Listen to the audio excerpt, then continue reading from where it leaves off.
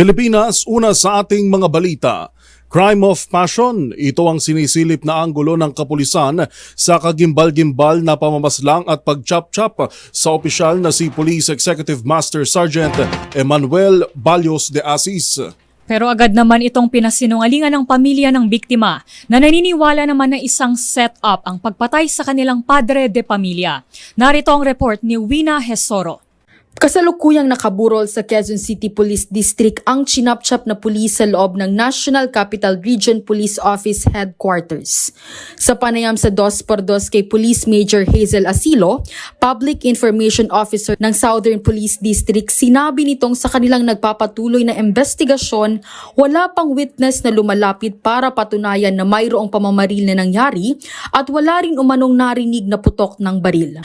Wala pong lumapit na witnesses at based din po dun sa ating investigation, wala naman po silang narinig na putok. So, regarding po sa investigation na ginaganap natin, patuloy pa rin po, baka po may mga natatakot lang po silang magsalita. Kaya po patuloy pa rin po yung pagtatanong po natin at pag-iimbestiga. Crime of passion ang nakikitang motibo sa pagpatay kay Police Executive Master Sergeant Emmanuel de Asis ng kanyang kapwa-pulis na si Police Lieutenant Colonel Roderick Pascua.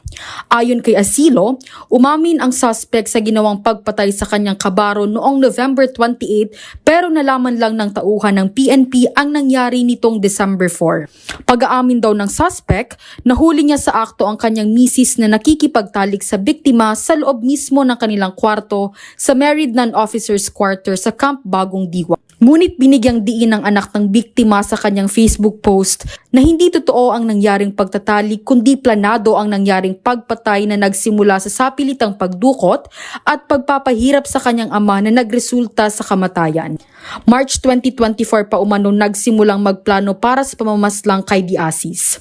Ayon pa sa anak, hindi lang sina Pascua ang gumawa ng krimen kundi mayroon pang 10 hanggang 20 kasamahan.